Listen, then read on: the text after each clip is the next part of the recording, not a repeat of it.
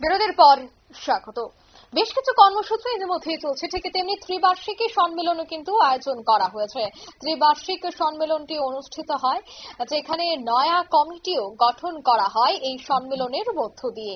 Amarpur press club এবং working journalist অ্যাসোসিয়েশনের এই সম্মেলনটির আয়োজন করা হয়েছে, যেখানে সাংবাদিকরা উপস্থিত ছিলেন এবং তাদের মধ্যেই এই নয়া কমিটি গঠন করা হয়েছে। স্থানীয় সাংবাদিকদের উপস্থিতিতেই এই অনুষ্ঠানটি, এই কমিটির আলোচনা শুরু হয়। তারপর একে একে যে যার মতো করে বক্তব্য রাখেন, তারপরই কিন্তু এই নয়া কমিটি গঠন করা হয়, যেখানে উপস্থিত ছিলেন স্থানীয় বিধায়ক। তিনি কি বলছেন শোনাবো।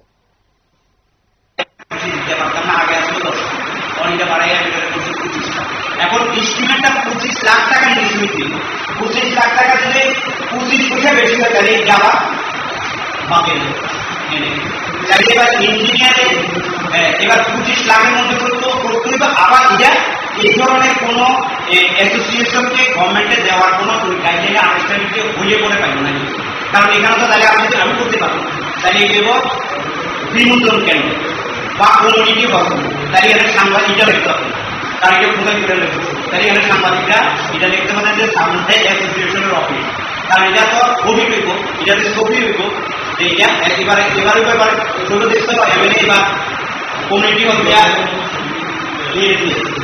সরকারি যে আইনগুলো আছে এটা একটু দেখতে আমাদের তো আপনার বিশ্বাস আছে, যদি দেওয়া হয় অসুবিধা নেই, তাই একটা ইনস্টিটিউট করতে। আপনারা শুনলেন তাদের এই বক্তব্য। ত্রিবার্ষিকী সম্মেলন অনুষ্ঠিত হয়েছে, যেখানে নয়া কমিটি গঠন করা হয়। মূলত এই সম্মেলনে উপস্থিত ছিলেন অমরপুরের বিধায়ক রঞ্জিত দাস, নগর চেয়ারম্যান এবং প্রাক্তন চেয়ারম্যান তরুণ চক্রবর্তী। ছোট্ট পরিসরে অমরপুর রেভিনিউ ডাক বাংলোর কনফারেন্স হলে প্রেস ক্লাব এবং ওয়ার্কিং জার্নালিস্ট অ্যাসোসিয়েশনের অমরপুর মহকুমা কমিটির এই ত্রিবার্ষিক সম্মেলনটির আয়োজন করা হয়। নিয়ে নিচে ছোট একটি বিজ্ঞাপন বিরতির সঙ্গে থাকুন।